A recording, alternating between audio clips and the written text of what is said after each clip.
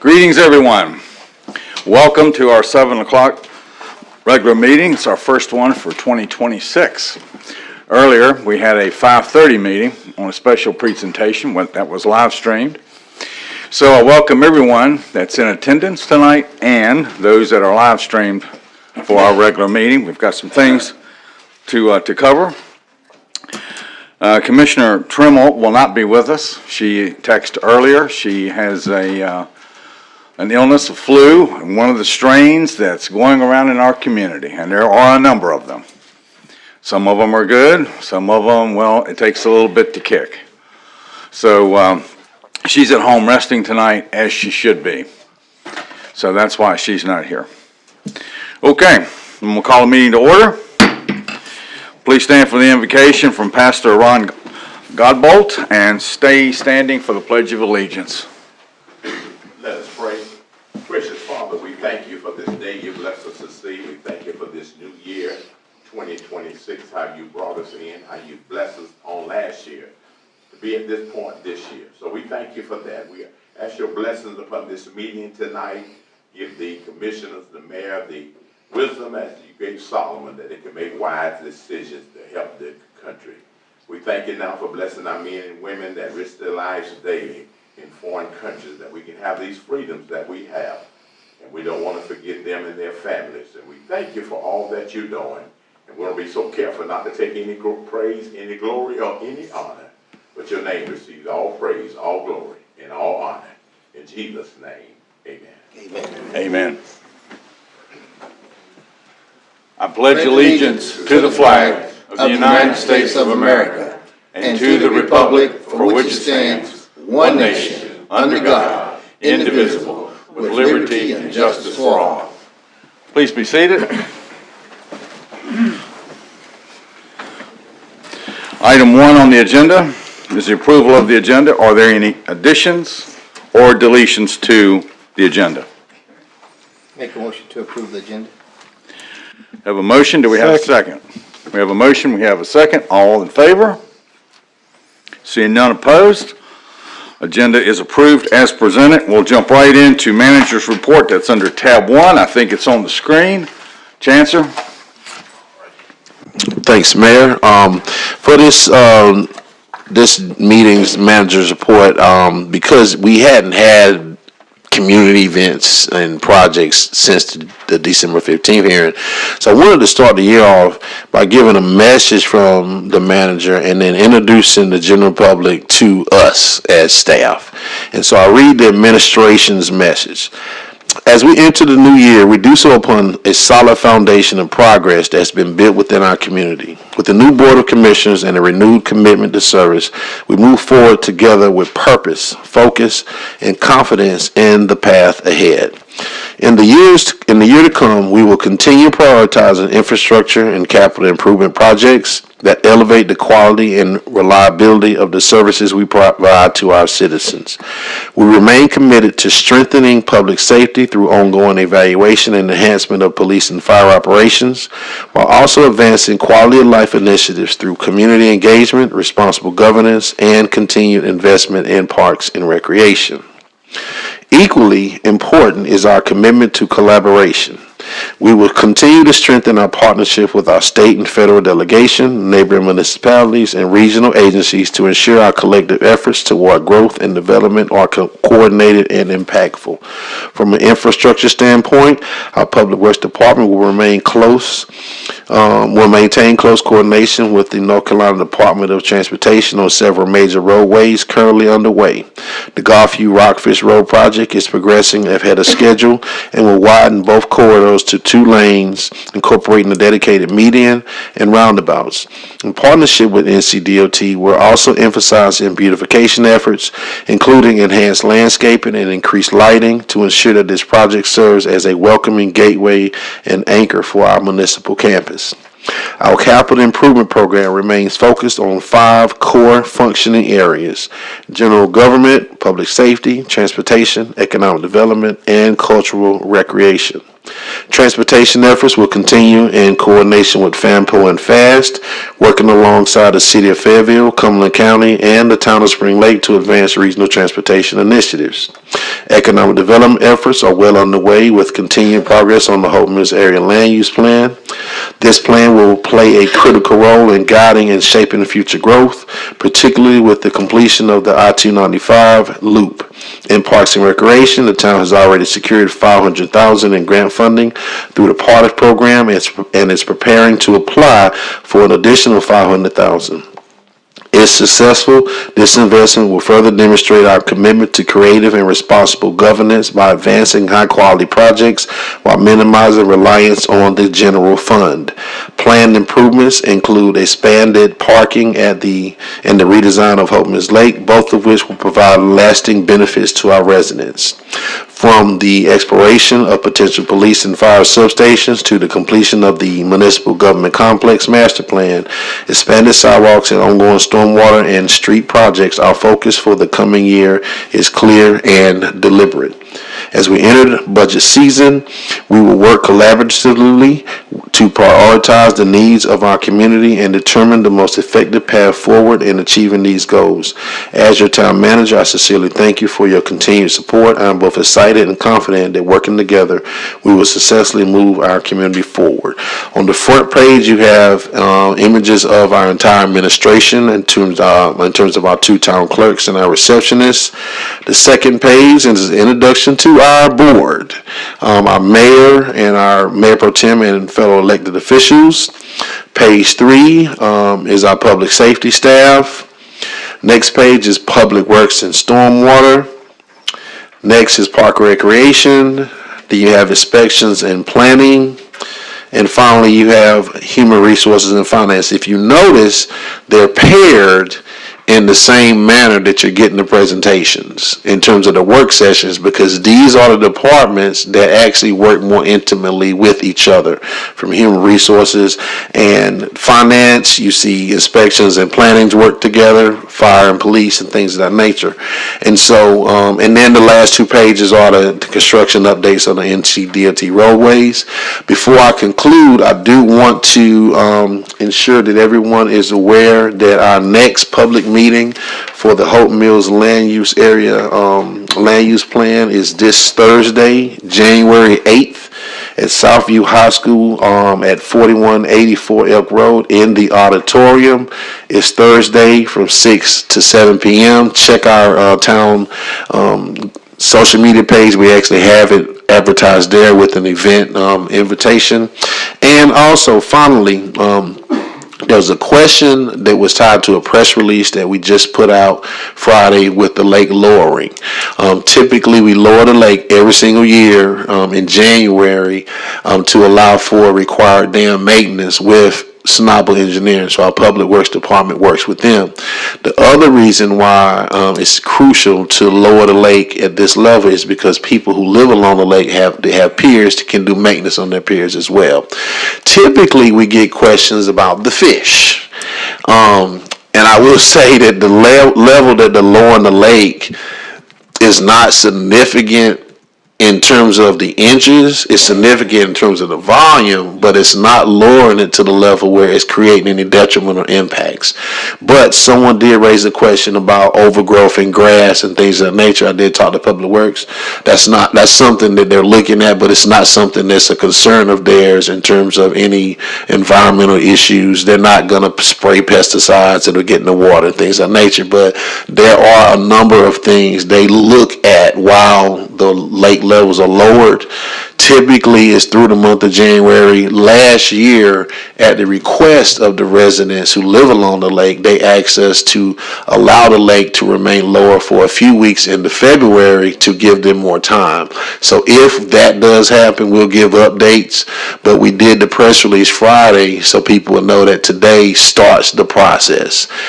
If there are updates that come along throughout, or if there are other things that we come into contact with that requires some type of notification, we'll do so at that time. That does include the manager's report for the January 5th, 2026 board meeting. Thank you. Any questions? Yes. Just one statement. Is the information about the staff and administration is going to be posted on our website, web page, because that's good information for the citizens. That's correct. Thank you. I started to put everybody's phone numbers on there, but I probably would got in trouble for doing that. Okay, I would like everyone to know that those photographs of all the departments, those are dedicated town employees who work tirelessly every day for the betterment of this community. And I'm really glad that you highlighted that, Chancellor, because every one of them that's either listed there or not listed there work extremely hard for this town. And I'm glad that you acknowledged them as we start this year. Okay, let's start with board comments.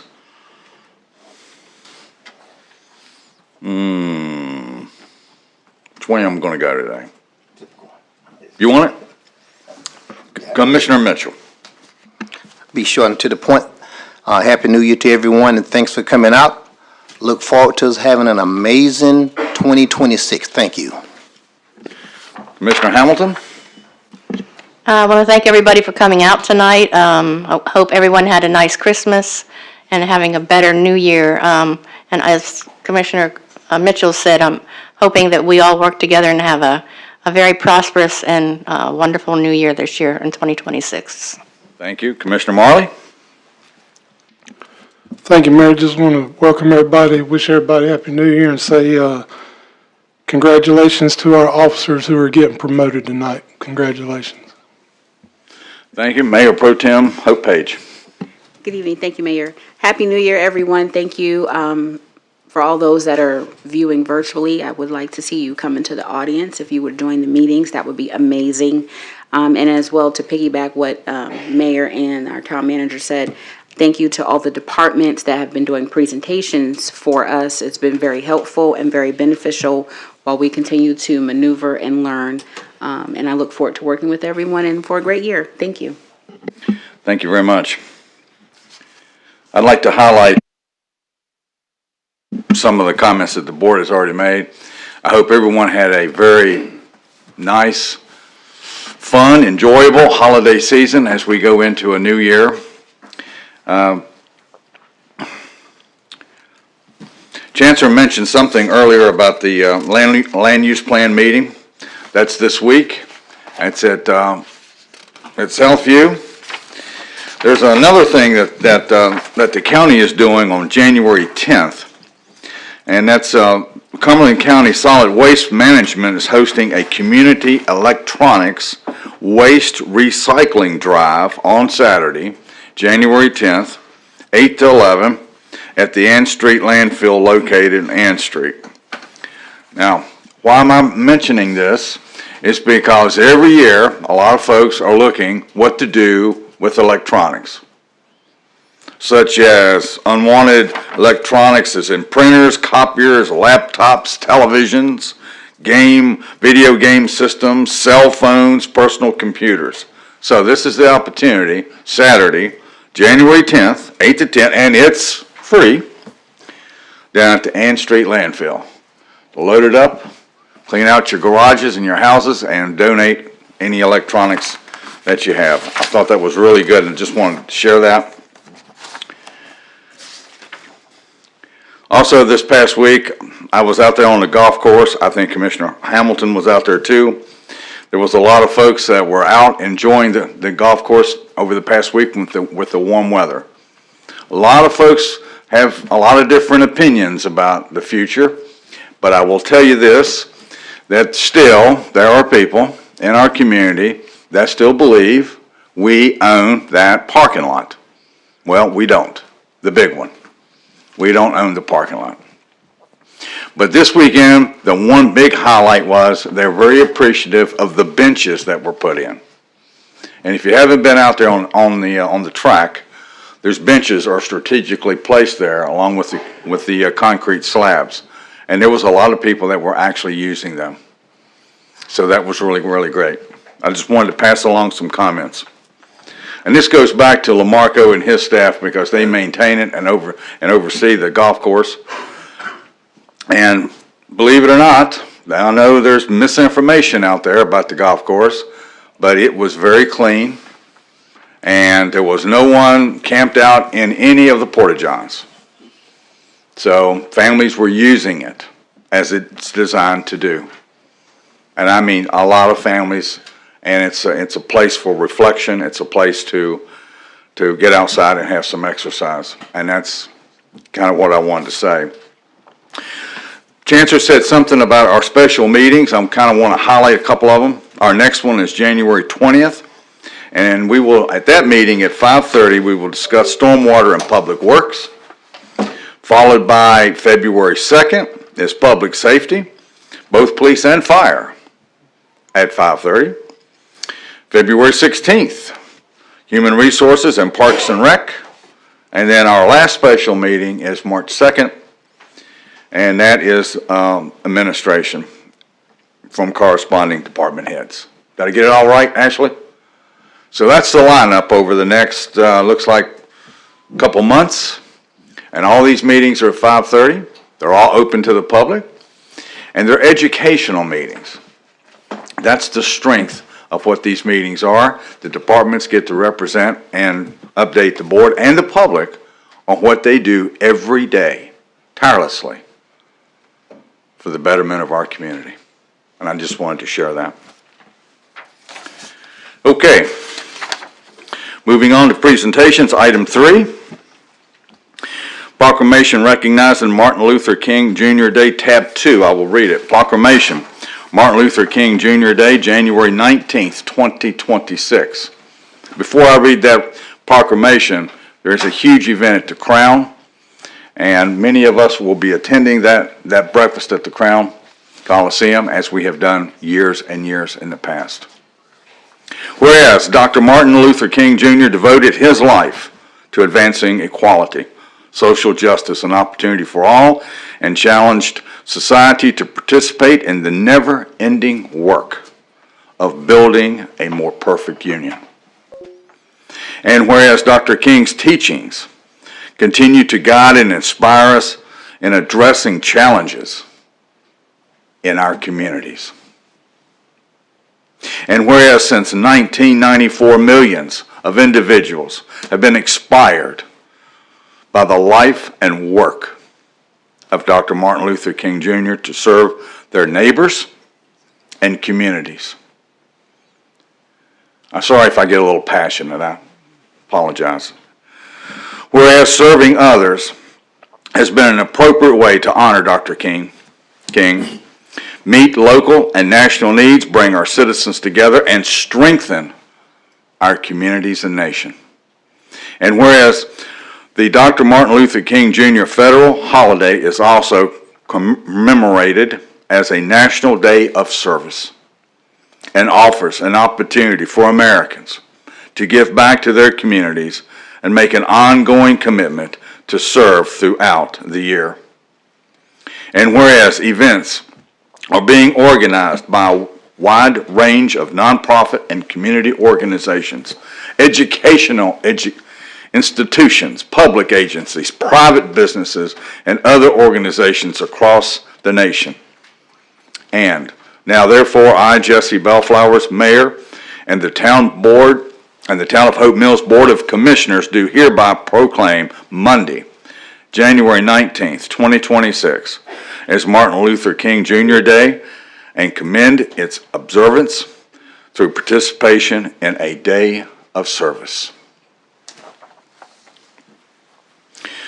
Item 3B, we've got a couple police officer promotions. Officer Kress, did I get it right?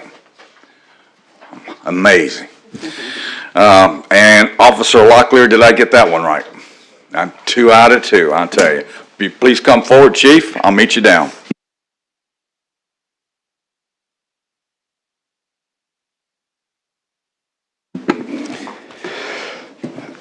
So our first promotion, like you said, is Sergeant Joseph Kress, who is a U.S. Army veteran with 21 years of service to the Army, including over 5 years of combat service, and was awarded the Purple Heart. He's a Ranger School graduate and former Ranger instructor. He began his law enforcement career in 2020 with the St. Paul's Police Department, where he served with distinction as Officer of the Year and Patrol Sergeant. Joining the Hope Mills Police Department in 2023, he became a crash reconstructionist and field training officer, currently pursuing a bachelor's degree in criminal justice. Officer Kress now advances to the rank of sergeant, continuing his commitment to excellence and leadership as a patrol supervisor. And tonight he's here with his wife Candace and daughter Brooke. Should I just go to the second one and bring them both up at the same time, sir? Let me do them individually. Yes, sir. The different ranks? Yeah. Both same rank. What, same rank? Yes, sir. Okay, yeah, we can do them. Yeah, we'll just do them individually. Come on. You have family? Yes, they're coming up. Okay. Poke it through his chest to give you a hard time. He's not gonna give you a hard time, because Rangers lead the way. Right, really?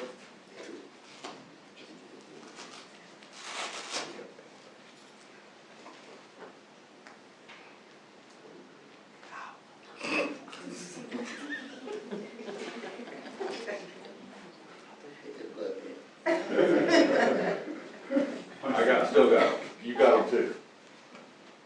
Certificate of promotion. By order of the Chief of Police, Joseph Kress is hereby promoted to the position of Sergeant, presented this 5th day of January 2026.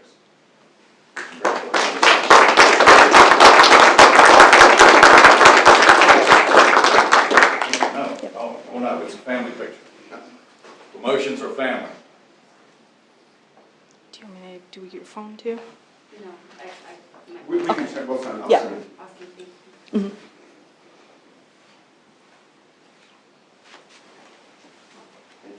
Congratulations.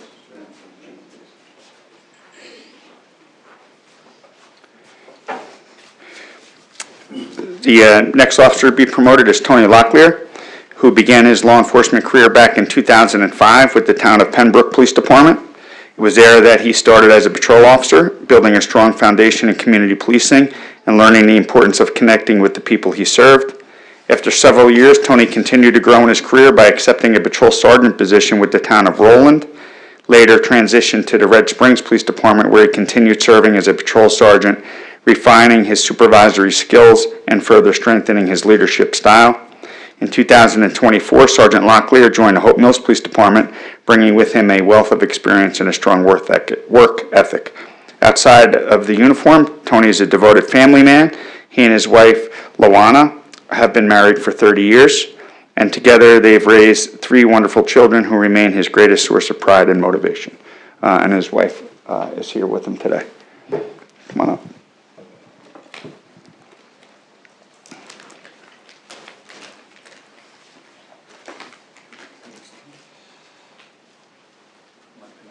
Okay, Sergeant, you get the same penny.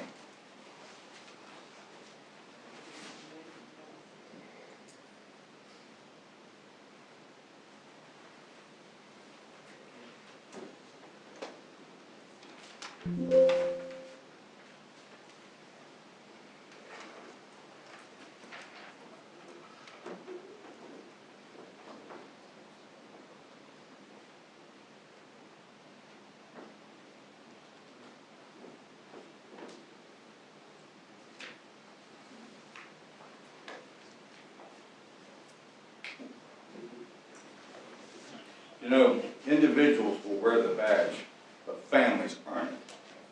And they're part of that too. And I just want you both to know that. Certificate of promotion by order of the Chief of Police, Tony Locklear is hereby promoted to the position of Sergeant, presented this 5th day of January 2026. Congratulations.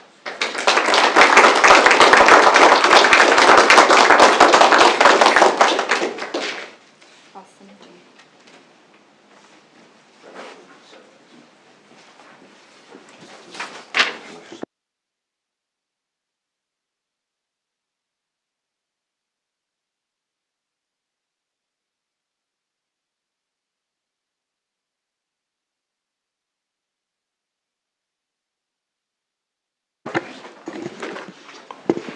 Good afternoon, Commissioners, Mr. Mayor.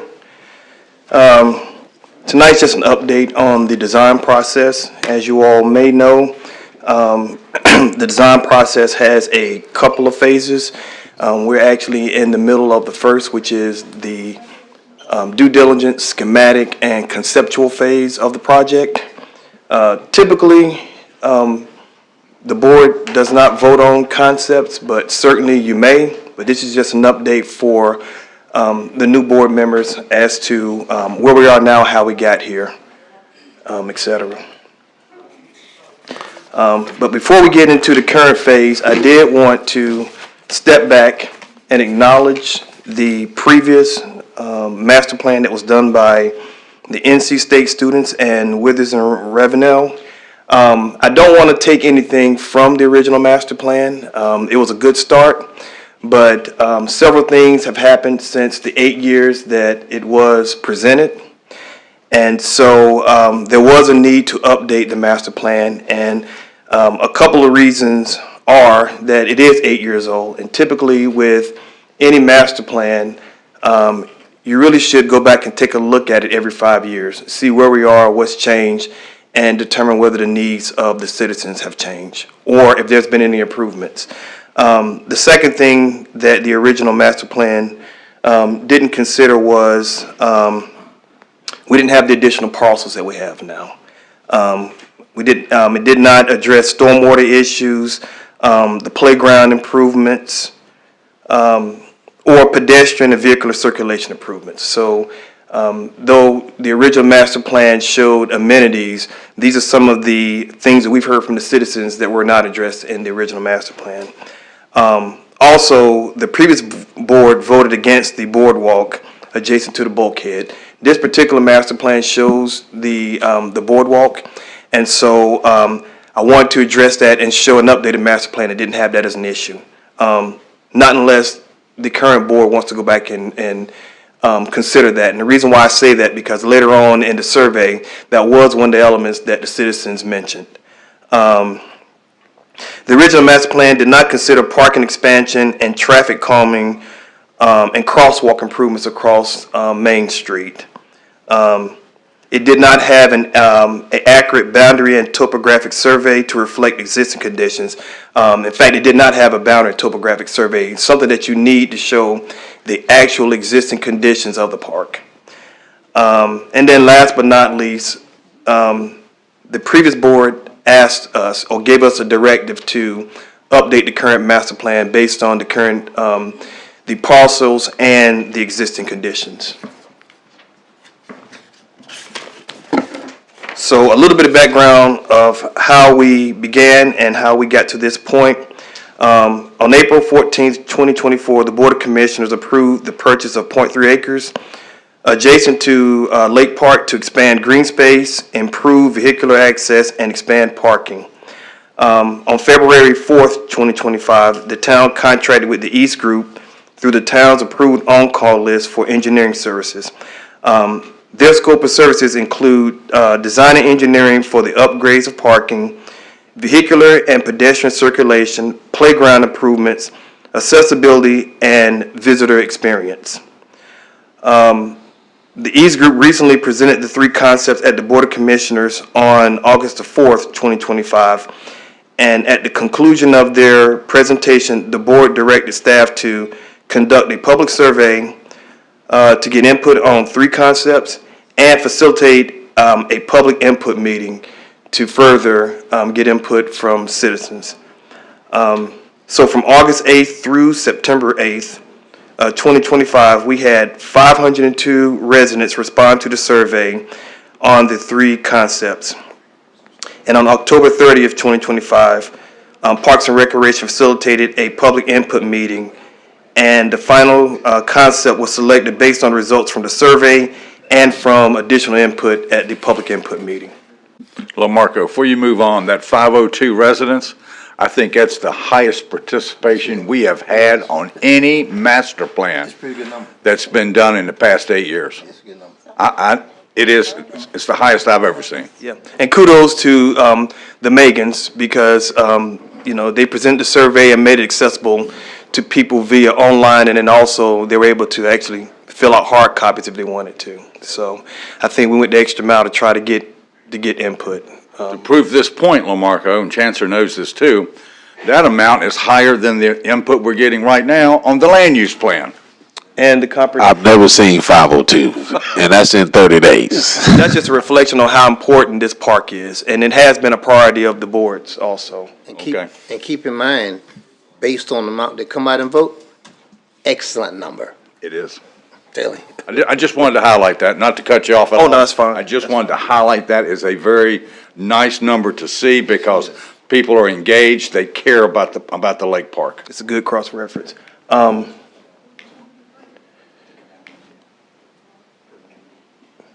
This thing has a delay in it.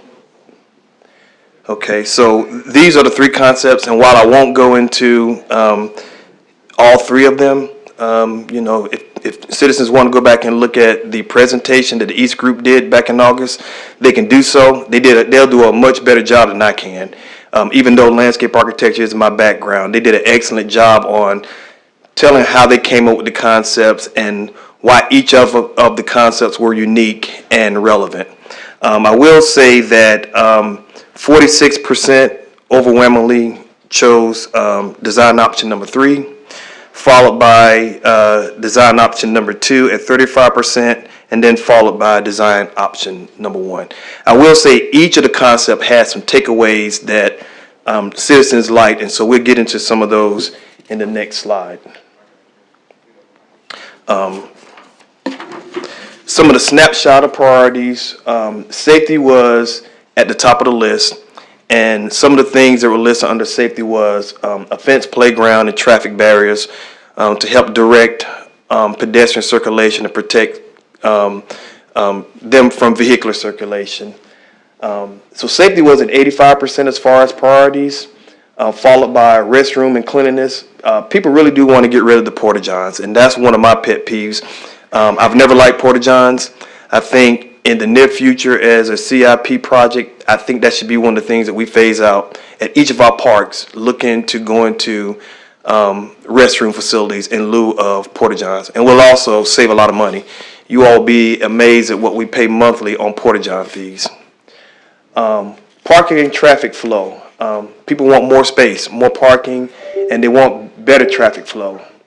Shade and comfort. The existing landscape was a high priority for them. They want to preserve as much as the existing vegetation, introduce new vegetation, and also look at shelter as far as pergolas, shade structures, etc. Play and recreation features, ADA equipment, a splash pad was high on the list, and that ranked 65% as far as the priorities. And then last but not least, the park experience and amenities.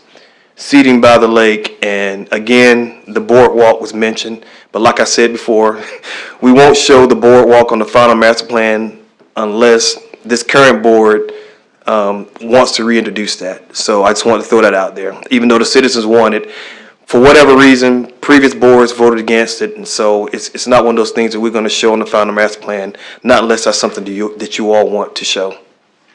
Could I ask a question? Yes. The boardwalk, is that constructed of lumber? It could be timbered, so there's a couple ways you can do it. 3 ways, actually. You can actually come with wood decking. You can do concrete slats, of which I've done, and it lasts forever. You don't have to come back and replace those. Or you can go with composite, which is like a recycled plastic. That's durable too, but every 10 years or so, you have to replace that because of ultraviolet rays damage to those and the fading. The concrete slats are the way to go if you want to do that. That's why I was asking, because with this North Carolina weather, it wouldn't take long for lumber to deteriorate and have to replace it, so that was my question. Yeah, concrete slats is the way to go, and actually, it costs a little bit more than the wood decking, but when you factor in the maintenance costs, you actually get more bang for your money. But that's neither here nor there, not unless you all want to do the boardwalk. We'll discuss it, I guess. Thank you. You're welcome. So based on the survey results, here again, citizens overwhelmingly selected design option number 3. Here are the takeaways. Option 3 is preferred as it provides maximum parking and creates a buffer between playground and Main Street. Some residents want to combine some elements of option 1 and 2. For example, the playground design, pavilion, seating walls, and trailer flow from option 2 is preferred. Top priorities across all feedback: safety, fencing, playground location, permanent restroom, shade, and parking. So those were the top priorities and the overall takeaways and why citizens preferred option number 3. Mayor Pro Tem, go ahead. Yes, thank you, Mayor, for acknowledgement. Without my glasses, on the bottom, number 15, what would be the connection point across Main Street? Was that the? So they're showing, and I want to say that's probably at, looking at where people typically cross and where the town-owned parking lot is. That's at the First Citizens Bank, and so that shows a crosswalk from that area, and that's a pattern where people typically cross the street at, and it shows a connection, and it's kind of vague now, but we can really get into what that looks like. It can be a raised walk to kind of slow traffic down a little bit, but it's a physical connection that shows a crosswalk of some form or fashion across the street to get people from the town-owned parking lot and the event parking lot, if you will, because after hours, we have an agreement with all of those businesses to park in that area, and that's typically where people tend to cross. Some do cross at the exit entrance of the park from that street. So that is an additional crosswalk that we'll be looking at when we finalize the master plan. LaMarca, I think if I'm not mistaken, I think that connection to the crosswalk is at BB&T. Because if you recall, there's a walkway, there's a way to walk through that BB&T parking lot to Trade Street. We did a planning study a few years back that I think we sent to the East Group, where in that study we talked about a actual greenway connection that connects Trade Street to Main Street. I think that's in the same location, ironically, that we have a FAMPO project for sidewalks on the southern side for a raised median or raised crosswalk. So I think that's in that same vicinity that is in line with a recommendation from a study that we did. I think it's between BB&T and that other piece where it is a continuous walk through to Trade Street. Yes, it is. First Citizens is further down. Further down, right. Yeah. But also, I do think we need to look at that additional one. Yes, yeah, that was one of the comments that were made on the boards. And by the way, the boards, if anybody want to go back and look at it, look at the boards further, they are here on display there. And the actual comments from the public input meeting are still on the boards as well. Go ahead. Hey, Ms. McLaughlin, if I recall, when we did make Hope Mills a walkable community, we got both those, I think, areas identified. And I don't remember what the outcome was because they had to table it because of COVID, and I don't think we ever re-energized it again. I think we finished the study, but it's just recommendations. I think this is the first project that looks into implementing some of those recommendations. Because if you recall, that FAMPO project, in terms of the sidewalk on both sides, on the other side, that's something further down the line in terms of Public Works. Because I think the top priority on what Public Works did recently was the actual trail on the lake side. And so I do know we have funds that we actually got from FAMPO to do the sidewalk on the other side that includes that median and crosswalk, but it's been so long, that was pre-COVID, prices have gone up, and so we have to revisit that to add additional cost to it. But this is the first project that's coming along since that study provided recommendations for pedestrian connectivity. This is the first project that we're seeing something actually moving forward into facilitation. And to add to that, the East Group did have access to the study Yep, to look at as they were putting together 3 design options. yep. These are the results from the public input meeting. So previously I showed you the results from the survey. The public input meeting, the comments kind of mirror what was in the survey, pretty much. Design option one is appreciated for its gazebo treatment through the playground location, though the playground location is a concern because of where it was situated, kind of close to Main Street. Design option two received positive remarks, particularly for its layout, separation of program spaces, and the retaining wall pavilion area. Design three is preferred by residents who want more infrastructure, particularly additional parking and amenities like swings, art, and boat accommodations. And some of the comments from staff, because we always want to give staff the opportunity to give us feedback, they really would like to have more restroom facilities and to eliminate the porta-johns altogether at the lake. Now, we can do that to an extent, but I know from experience that when you have an event like Christmas at the lake and 4th of July, we will have to bring in additional porta-johns, and that's just universal. No matter whether you got restrooms or not, when you have big events like that, you know, maybe twice or 3 times a year, you have to bring in the porta-johns in lieu of having them there all the time and having to deal with the cost year-round. So that will be a cost savings.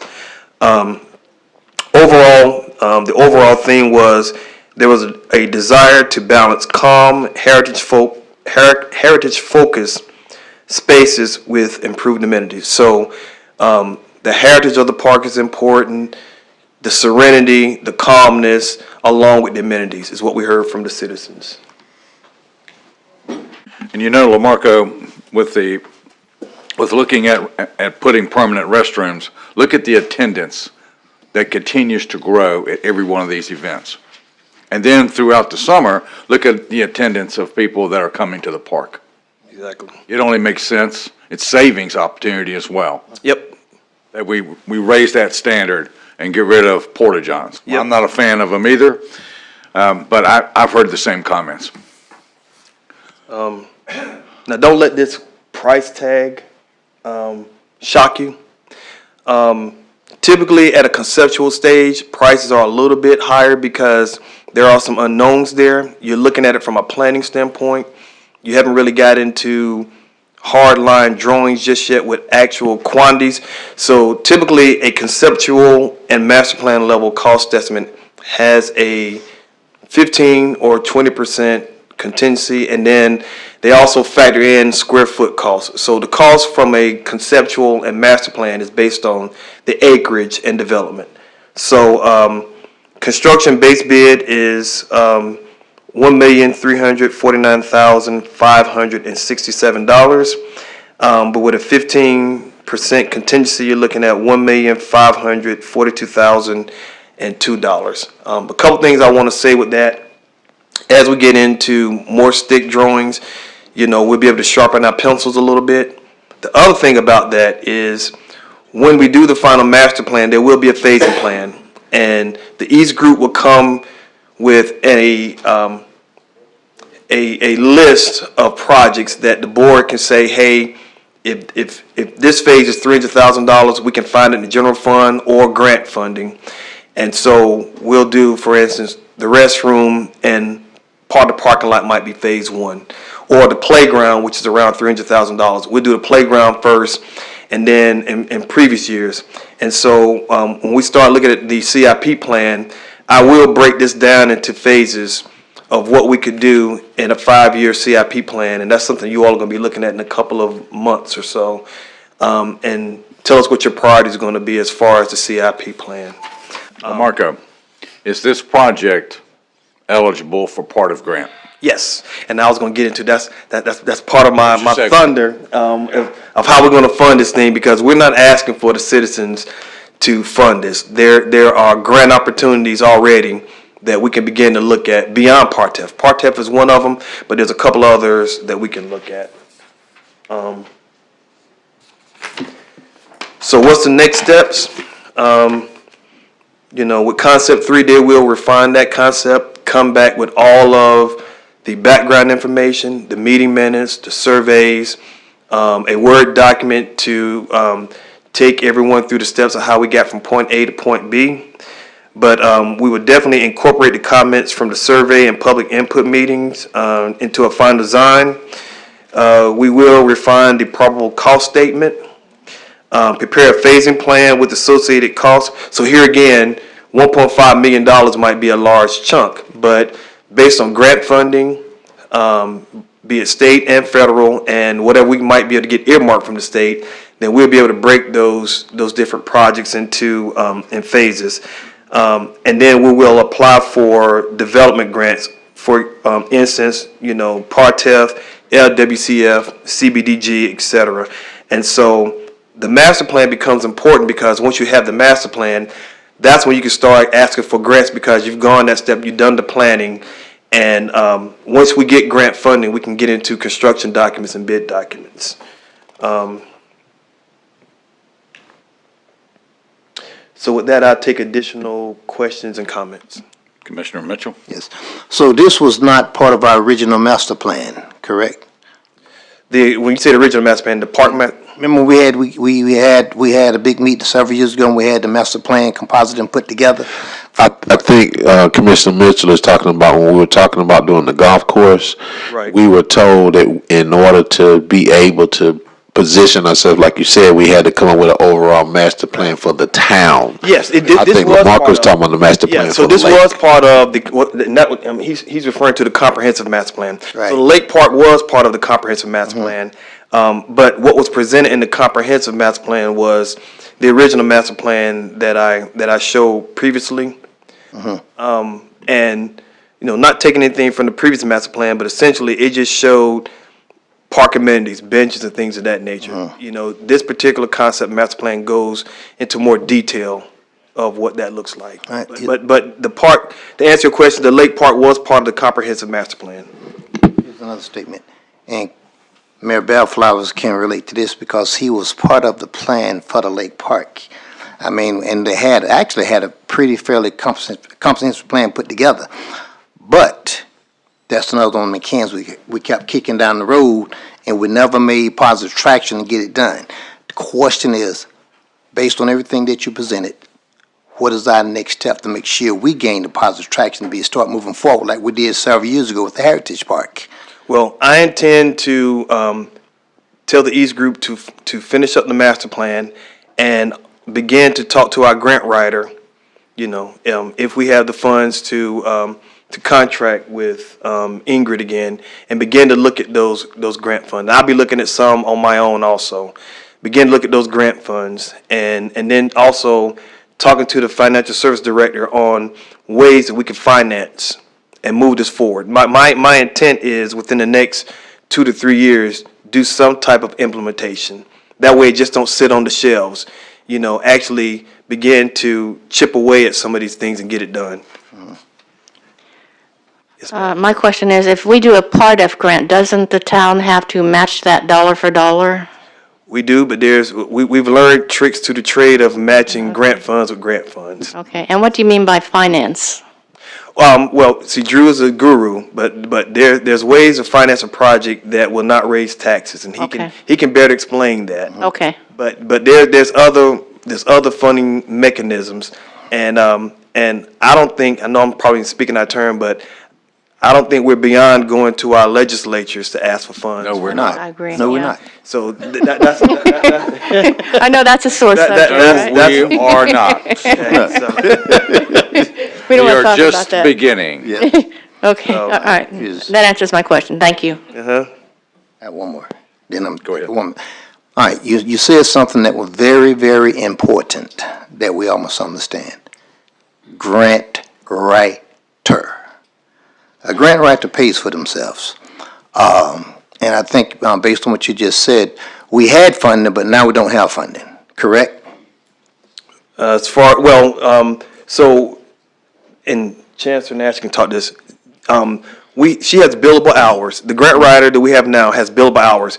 We just got to make sure that we don't maximize those without having a way to pay for it. So I think right now we have funding for the grant writer to apply for an additional PARTEF grant for Heritage Park, which will allow us to fund the entire project without any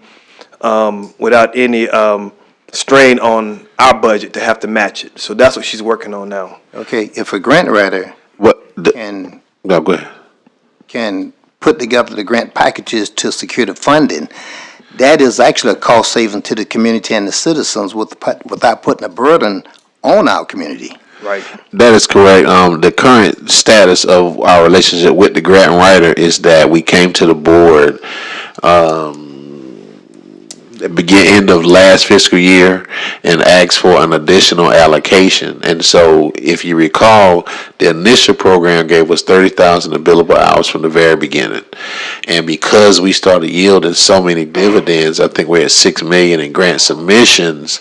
It became something where we kept coming back asking the board, okay, well, let's put our 30,000 in and get another round of billable hours. I think we've done 3 sets of 30,000. The last one, we identified that we had about 6 projects that we were going to run out of billable hours, and we asked for 30,000. And the 30,000 we're under now are specifically earmarked for specific projects, one of which is Heritage Park Phase 2.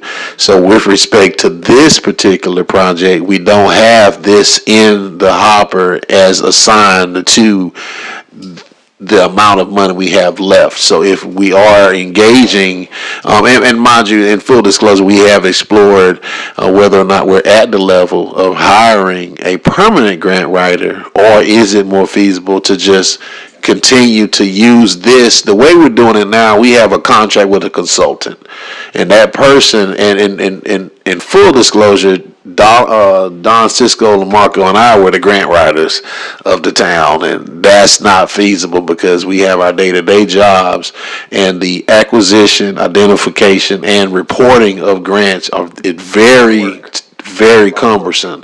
And so Ingrid is amazing.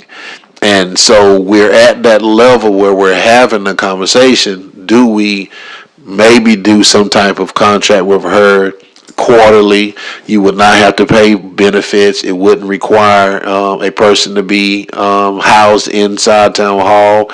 It's remote. So we are at the conversation where maybe going into this next budget year we're getting ready to go into, that is a conversation we probably need to do a deep dive into to come up with, because I think the key here is the fact that whether it's asset forfeiture funds or this, you have a concerted effort from our staff to try to come up with creative sources of funds to fit the needs of our town without touching the general fund, which is tax dollars. We are actually seeing that is possible. From, I think Ashley does provide quarterly updates on the grants, Safe Street for All grants. We've gotten grants for body cam equipment for police. We've gotten grants for a lot of different things. And each time we do that, and then what Lamarco said too, you're finding out, even with Heritage Park, we got a $500,000 grant for Heritage Park Phase 2. We found out you can apply for another grant to leverage to pay for the match. So there are ways we can do these things, but the overall goal that we need to be mindful of is we're doing this in a way that reduces our reliance on the taxpayers' dollars as much as we can. So, and to sum it up, to answer some people's question, why do a master plan? The master plan is going to be the vessel or the tool that we use to get the grant money. So you got to have the master plan, probable cost statement from the engineers to actually present that, as a grant. As you all know, Part-TEF grant, LDCF, they all require a master plan. Yeah. So It's part of the packet. To add to what Chancellor was saying, 2 years ago, when I came in as mayor, that was one of the very first things that we discussed, is that our department heads are spending a lot of time, and writing grants is cumbersome. It is a very detailed, cumbersome, time-consuming endeavor. Our department heads have to run their departments. And then that's during the discussion at that time is when we went to outsource, and we picked up Ingrid from one of the conferences that we actually go to, that we see best practices from other municipalities. and I would venture to say reporting is worse than writing a grant. Absolutely. There's a front end and a back end. Yeah. This is not just a one and done. This is a process of accountability in grant writing. So to address your question, Commissioner Hamilton, as we get into our budget workshops, and we will over the next couple months, this will be a priority project that will come before us, along with what we're going to do with grant writing to facilitate all these projects. Mayor, I will add, our town clerk Ashley just told me the last 30,000 that we just got, half of that is just the reporting Yeah, of previous grants we've already received. I'm sure it is. And the return on investment is significant Yes, it is.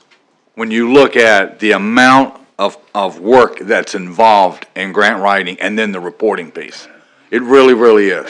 And we benefit from that. All of our departments benefit from that, not just one, all of them. Well, Mayor, it's the expertise, because the program allows us, and Lamarco mentioned grant programs like the CDBG, Community Development Block Grant, your Part F or your LCWF, but Ingrid has the ability and authority to go beyond that. She can go after endowment money. I think she found some type of grant where the hours that we spend on it is the match. We don't have that expertise. I mean, she's amazing, and it is, I can't put a value on the amount of grant submissions we have versus the man hours that would have taken if it was us.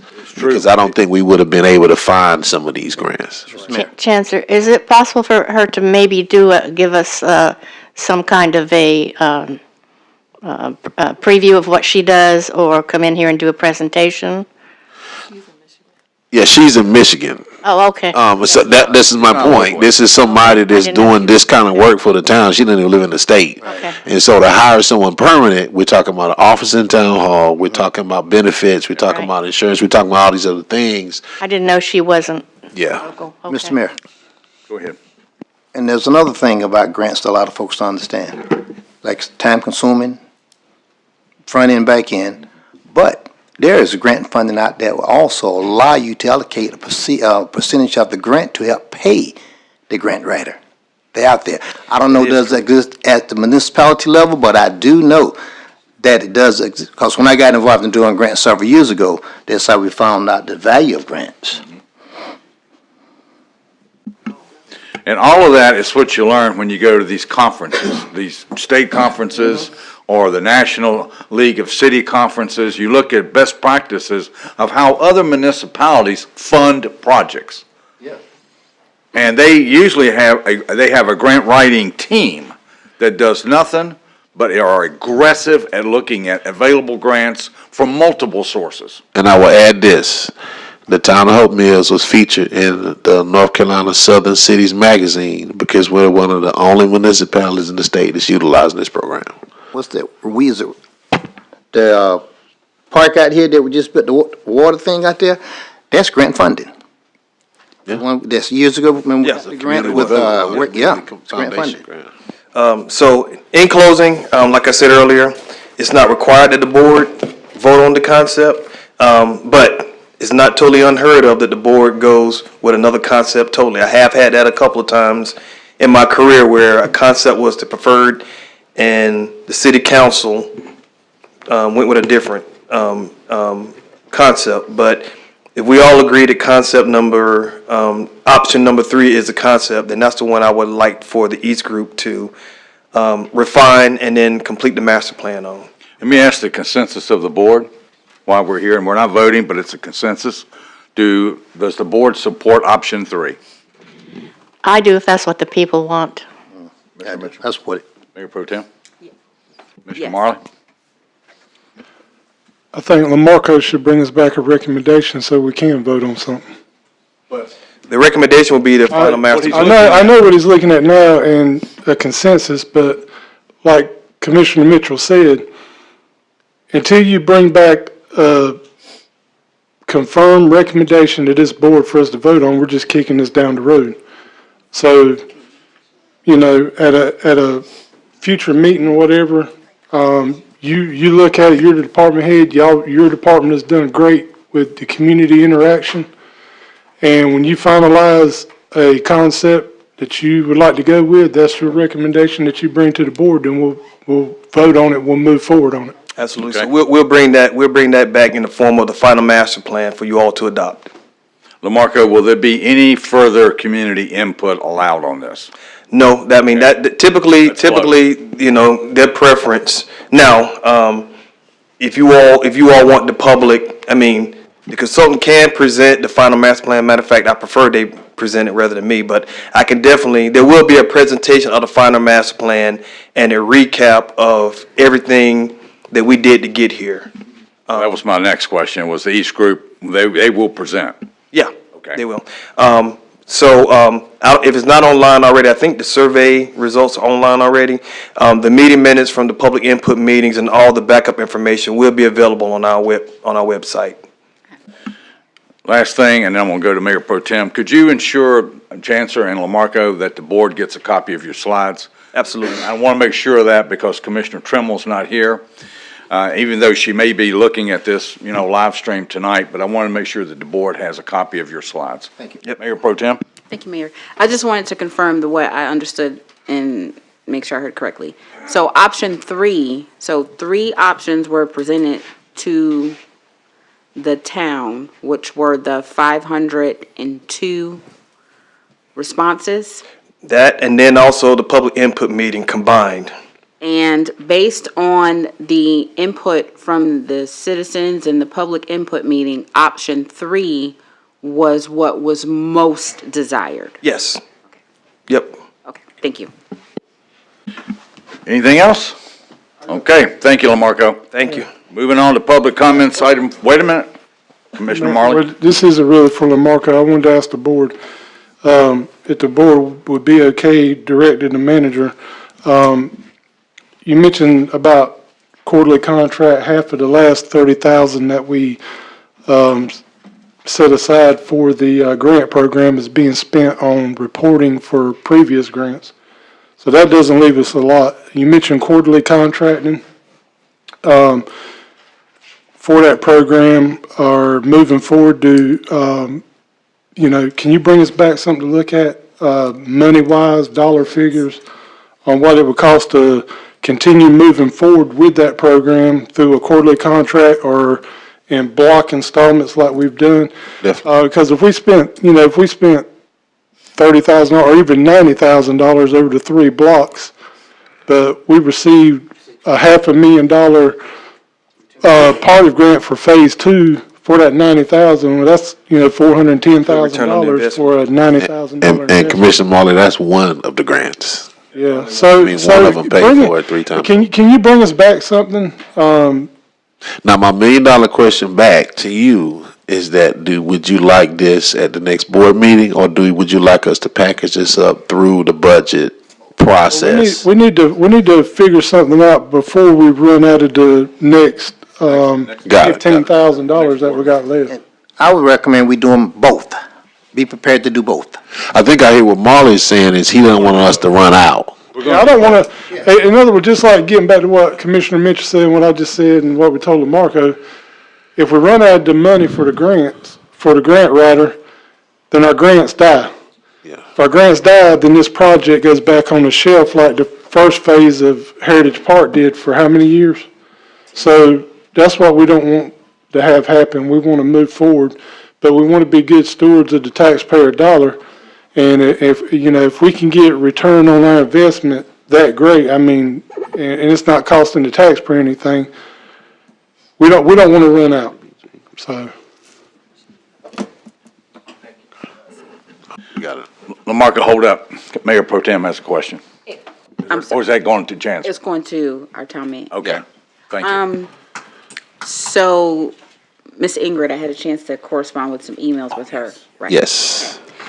Would that be what Commissioner Marley is can, Yes, Ingrid is the Okay. grant writer of this types of program. Now, she has a whole team of people Okay. at her disposal as well, but our main point of contact is Ingrid. okay, and did she have a contract previously, or, Yes. so is it a renewable contract that we can plan for? in the Ultimately, we're budget? just extending it and renewing it. But the contract is with the firm she works for, with O'Brien, Okay. and it's through an overall larger program through the League of Municipalities. Okay. And so what happens is the initial program gives any municipalities 30,000 billable hours at no charge. we just were not ready to stop when we went through the first 30,000, and then we got the board to pay Will O'Brien an additional 30,000 to continue on. We've done that 3 times over. With this last cycle, we're asking just so we can finish out the grants which she had already applied for. The initial goal from the very beginning, and when we found out about this program, we were exploring trying to hire an in-house grant writer. That's going to be a lot more.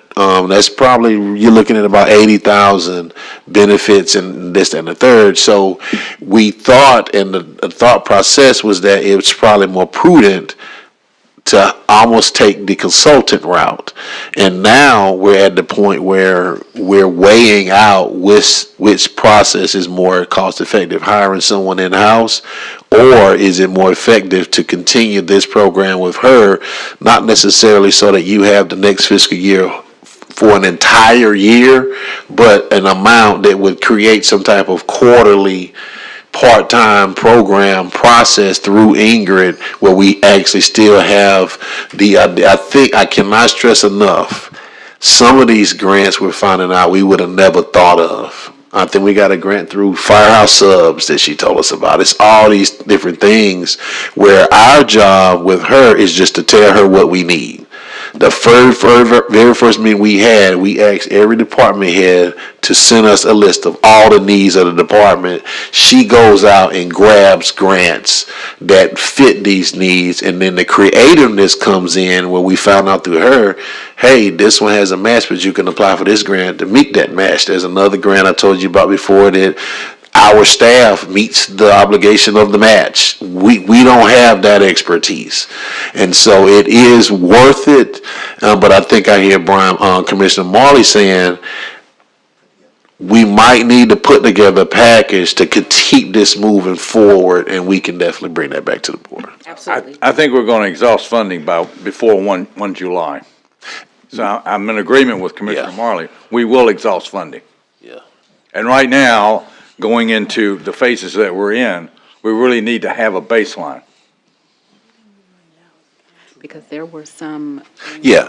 So everything we're doing now is accounted for. It's just that if there are additional stuff like this one, we don't have a source to be able to ask her to add this into the hopper. 2 plans, future, present. Got it. It's called Community Investment Plan. All right. Moving on. Now we're to item 4, public comments. We only have one resident, and that's Ron Gosniak. 3 minutes, sir. Appreciate you coming. Do I need to read the rules, or I thought so.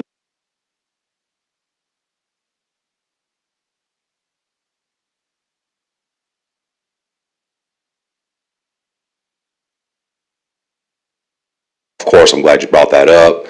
Benches are terrific out there. They are getting used, all that. The only recommendation I have out there is with the trash cans that are sitting out there. I think I counted 12 of them this week that are by the porta potties, placed on there and placed around the course. So when we have the wind come in and knocks them over, trash everywhere, I'm out there picking it up. But if you can put a barrier in around them, cement slab, something like this, it slides right in, the wind's not knocking them over, and when you come out there Monday morning, trash isn't all over the place. Ron, you're talking about portable ones? Yes, the town Not ones. the fixed ones. Not the fixed ones, no. Fixed ones beside the benches are really great. They're perfect. You're talking about those portable ones? Yes, so if you can put up a barrier or maybe reduce the amount of trash cans out, because people are using it for the household goods. I see it every day, pulling up, throwing their trash in there. And speaking of the golf course, did we get our $1,000 back from the contractor that committed fraud? Did we get our $1,000 back? Chancellor, do you? I was at the board you know? meeting. I presented it to you, and I'm just seeing if, No, I'll have money an answer back, do we back from the terminate the town. loan? Nope, the town has not discovered fraud, but I'll have procurement and Parks and Rec to look into it to confirm. So it's not fraud, it's not fraud. I if you said the charge us? town has not discovered fraud as of yet. We will continue to look into it to see what we do come up with. I'll have our Parks and Rec department look into it with procurement. And has the personnel involved in that been talked to? As far as the person that wrote the contract, the person that oversees the contract, the person that oversees the golf course, the person that accepted the invoice, the person that wrote the check. have all those people been talked to as checks and balances been put into place so this doesn't happen again? We do have internal controls in the finance department. Our procurement officer and representative from the finance department, those are the people who are in charge of collecting the invoice and writing the checks. That all comes from one. And then overseeing the work out there too, correct?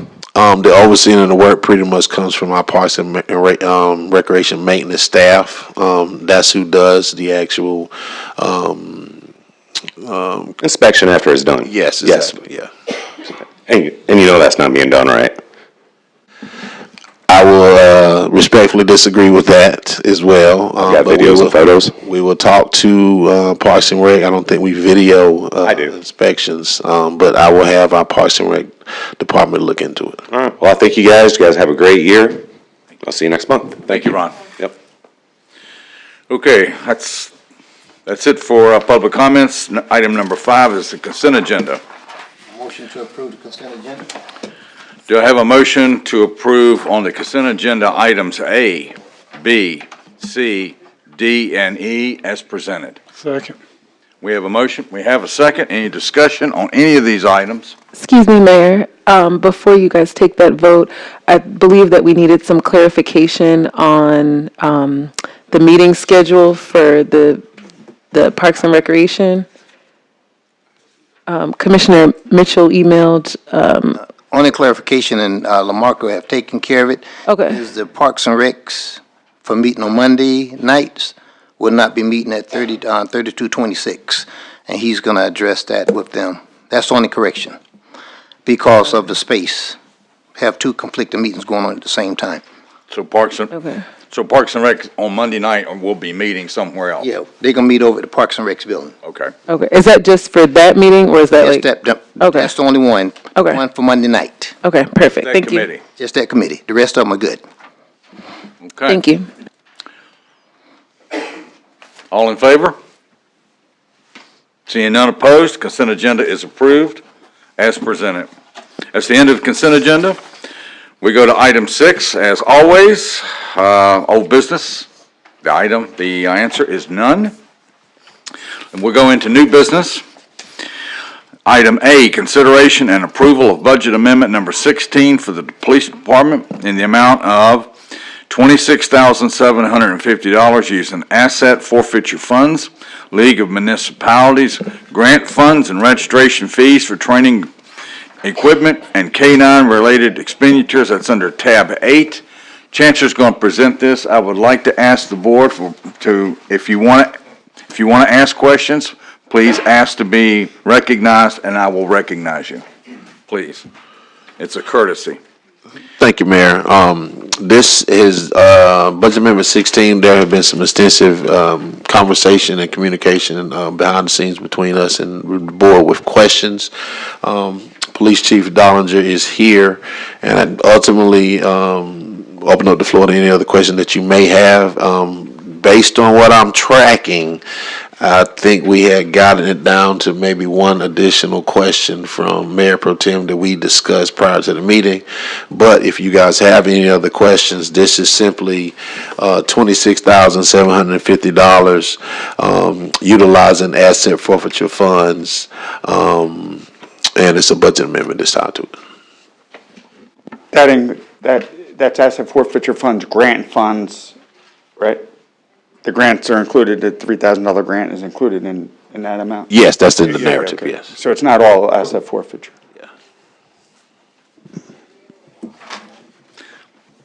Chief, this is $26,750 that you are saving in your approved budget for this year. Correct. And that's the strength and the baseline of forfeiture funds. You could easily, And some are grants too, we got a grant you from the could League of easily Municipalities. say, I'm going to get all these expenditures out of your current operating budget. But because you have access to forfeiture funds and forfeiture funds covers these requests, you're saving that amount in your operating budget that you probably could use in other areas. Correct. I think, and I think after talking to Drew, I think we're close to, over the last 2 years, saving $200,000 by using asset forfeiture funds to purchase equipment, needed equipment, start initiatives and stuff that we did not have to come to the taxpayers for. And that's the strength. Go ahead. I'll start with Commissioner Hamilton. The reason I was asking questions, because there's so many, and I think I emailed about that today, there are so many different websites with different information as to what's authorized with the forfeiture money. We follow the guide to equitable sharing for state, local, and tribal law enforcement agencies, Okay, well, published by the federal the town government. attorney sent me the information. Yeah. Because like I said, there are so many websites out there that have different information on that. So he sent me the one that you all use, which is fine, and I understand it. But my other question will be, the background information says many of our officers attended, the funds will cover speakers, fees, and travel costs. Normally, don't you submit, is it a per diem?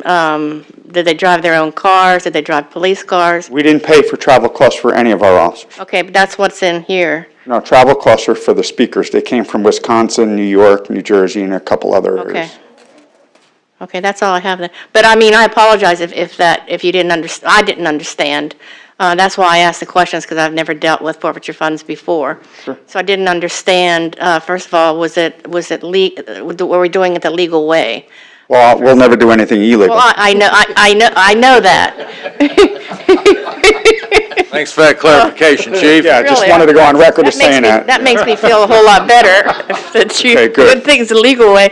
Those were just the questions that I had. Sure. And it wasn't, I didn't mean to insult you or anything, it was just that, like I said, there's so many different places where you can get all this different information. I didn't see anything that spoke about supplies for the dogs. I could see dog training to purchase a dog, but nothing as far as. Yeah, as long as it's that law equipment. enforcement related, pretty much is, Okay. we're, Well, I understand that now, it's just that it was a little back and forth there, so. sure, no problem. Okay, that's all I've got. Thank you. You're welcome. And you know, Commissioner Hamilton, that's part of asking the questions to the staff prior to our meeting, is to have that educational piece. You know, it's best to do it coming up to our meeting like tonight, where we have that background. And I mean, there's a lot of different moving parts and pieces. And Dan, thanks for submitting what you submitted. Yes, thank you. In support of forfeiture funds. And those rules can be a little bit convoluted and complicated, and like you said, there's a lot of differing information Right. out there, so you're always welcome to ask those questions, and I'm always happy to answer those. Because I had no idea what you all are using for the regulations for that money, so, and that's why I guess the town manager forwarded that information to you. And so thank you very much for providing that. It was good information. Well, and it will come into play in the future because there will be more forfeiture funds coming. Commissioner Marley? I don't have anything. I just wanted to make the motion to approve Budget Amendment 16 for 26,750. Second. We have a motion, we have a second. I'm sure there's no further discussion. And Chief, you're doing everything legal. All in favor? Oh. Oh, yeah, okay. Seeing none opposed, the motion carries. Did you want? Yes. Thank you, Mayor, for the acknowledgement. Chief, congratulations on getting the grant. I see that you received a safety grant from the League of Municipalities for $3,000. Well done, congratulations. Yes, sir. Item B, consideration and approval of budget amendment number 17 for the police department in the amount of $40,425. That's under tab 9.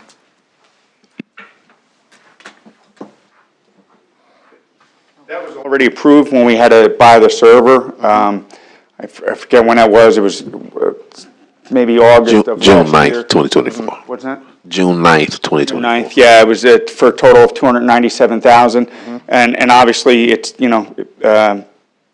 that's for the total project, but we don't pay that all up front. When they meet benchmarks, they bill us like if you were to buy a house, you don't pay the contractor all up front. When they reach certain benchmarks, then they bill the town for that benchmark, and then we continue to pay. This was all included in that original amount.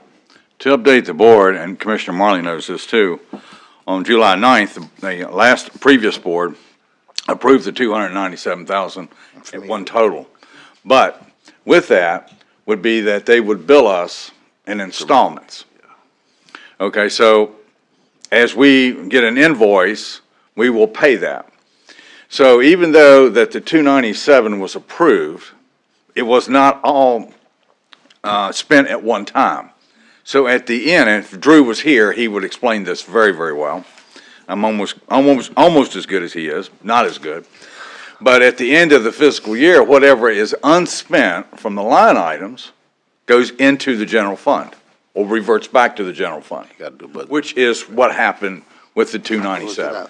And so because the project went into this fiscal year, the budget amendment is That's necessary correct. to take the money that was already approved to go and pay that bill, correct? Question that we have as a board is what number installment is this? Is this number 2 or 3 or? That I would have to check with Drew on, but I know we're at the almost end of the project. That's where I'm Yeah, thinking. This right may now, be- we're moving on to the support phase where they just have a couple bugs to work out, but pretty much they've done, almost all of the work. And Mayor, I can get that. I think what the mayor is asking is, out of the 297, is this 40,424?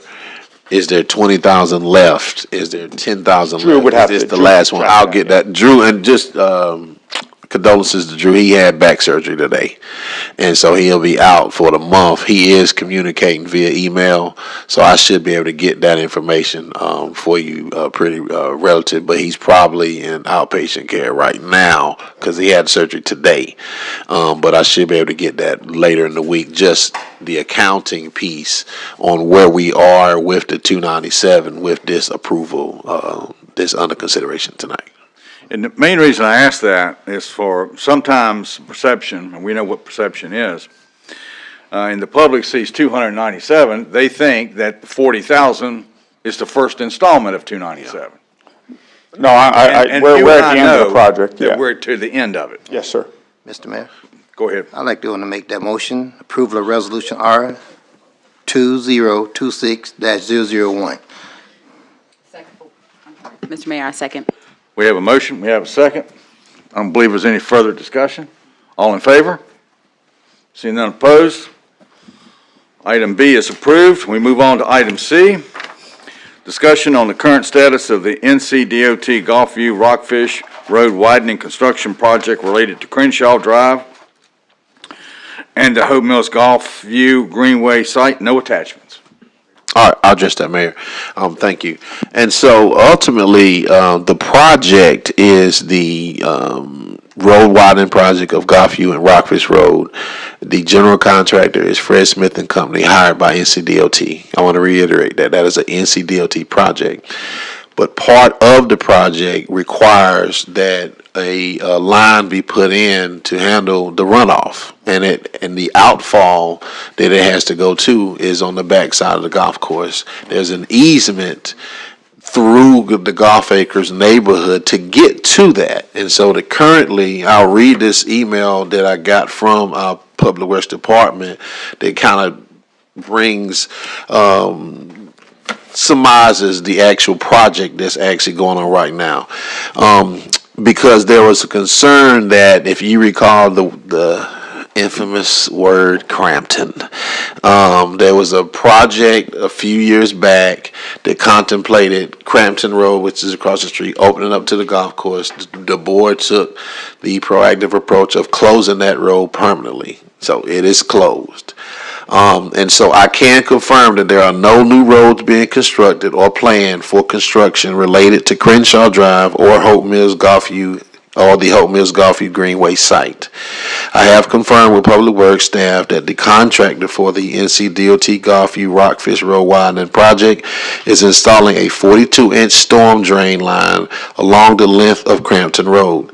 This work requires crossing Crenshaw Drive and outfalling at the rear of the former golf course property. The trench for this installation is approximately 15 to 18 feet deep, and due to the tight work area, the use of heavy equipment is unavoidable. We also explored the option of accessing the site from the golf course side. However, this is not viable as it would require crossing over the newly installed line and could risk damaging the infrastructure that they're putting in. As such, all work currently being conducted in this area is directly related to the Golfview Rockfish Road project. I want to reiterate that. This is not the Part 4 project. This is not something being done by the town. And there is not a road being put in. What they're seeing is the easement that had to be cleared for the line that's being put in. That is it. And so there's a lot of misinformation that goes out there. I would reiterate to anybody in the listening audience, if you would call my office or the Public Works Department, a lot of these answers can be provided. That's what we're here to do. We talked about the zoning process, and I kind of wanted to speak to the checks and balances that we have if there is a desire by anybody to put a roadway back in. That project that contemplated the roadway of Crampton, the project is the Part 4 development that contemplates apartments and townhouses on the portion of the golf course not owned by the town. That site plan was approved through the conditional zoning process. The developers screamed to the heavens, we are not making a roadway connection to this neighborhood anymore. However, because of the conditional zoning regulations, if they wanted to actually open that roadway, that would be considered a significant change to the conditional zoning site plan. They would have to come right back in here to ask your approval to do that. To date, they have not done that. To date, they had not even submitted a full set of construction plans for the apartment complex. So that construction out there is not the town. It's not Part 4.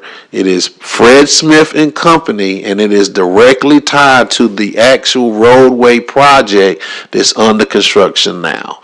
If there's any deviation, they have to come in here if it's a deviation that talks about altering the site plan. If you recall, I think this time last year, they did come in and make changes because they wanted to move some of the apartments into houses. They had to come in here and get that approval. Even at that time, we noticed and noted there was not a connection. And ironically, I want to point out, if you look at the site plan, the area where those roadways are, the site plan proposes 3-story apartment buildings along that entire area. So there is not a method for the developers of that piece to even put in a roadway. I know what the way it looks now with that area being cleared, that is a recorded easement for the outfall. So I wanted to make sure we spoke that into the record so that, whatever the misinformation is can be rectified. But if there is additional follow-up information requested by the community, please contact my office. I'll put you in contact with our Public Works Department because Public Works is the main point of contact for the NCDOT project in terms of Fred Smith and Company. And I will say that the roadway project is actually ahead of schedule. Okay. Thank you. Thank you, Chancellor. To highlight the site plan, the approved site plan that the previous board approved, if you look at that, there is a building that is right in front of that stub.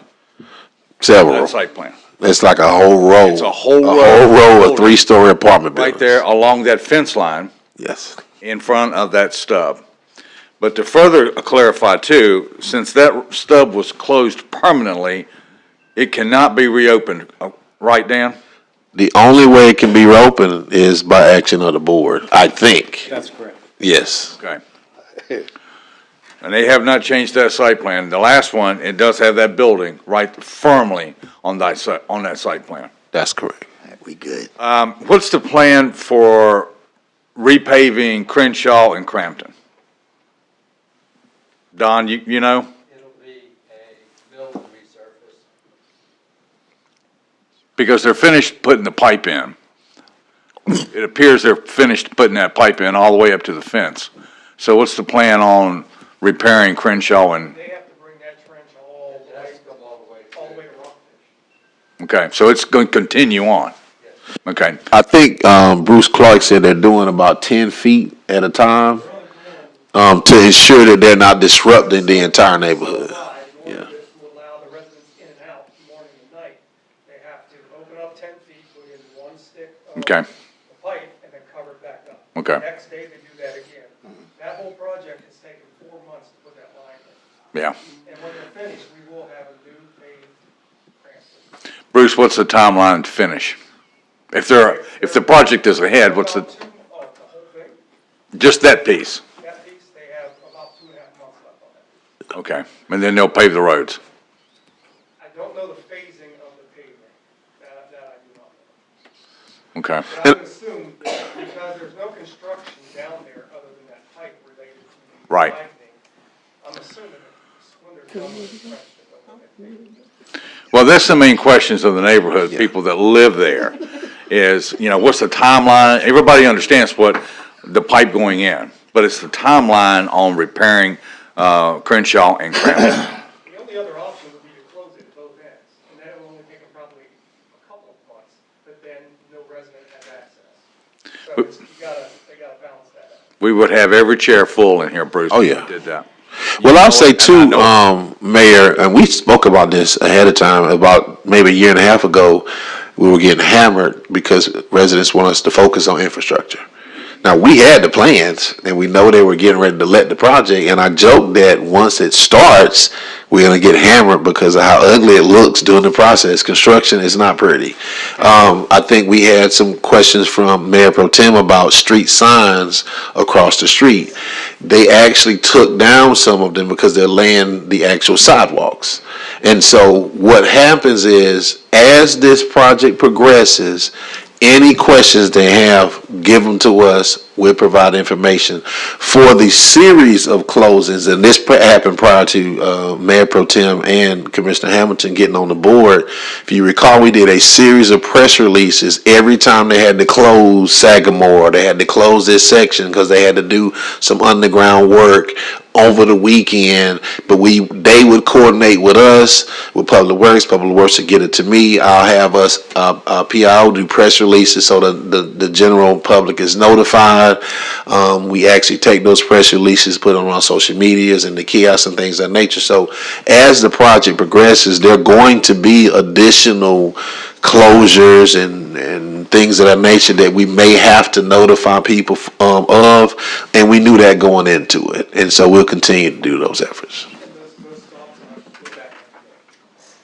Yeah. Thank you, Bruce. And and that's why it's on the agenda. It's for a discussion that's on the record now, so folks can see this either in person or live stream. And we clear up, hopefully, we have cleared up a tremendous amount of misinformation that continues to circulate through the community for whatever reason. Any other discussion about this? All right. Item 8, informational items. It's the committee meetings. I'm not going to read them all, but I will read tomorrow night is Prime Movers at 6. And then Cultural Arts.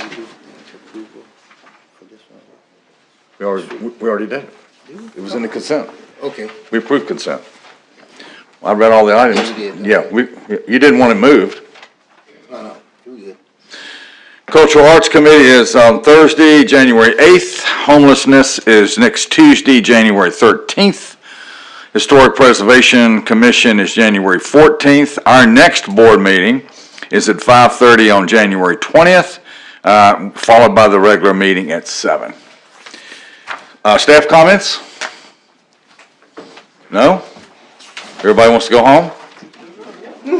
All I need is a motion to adjourn. Motion to adjourn. Second? All in favor? We're adjourned. Thank you very much for coming.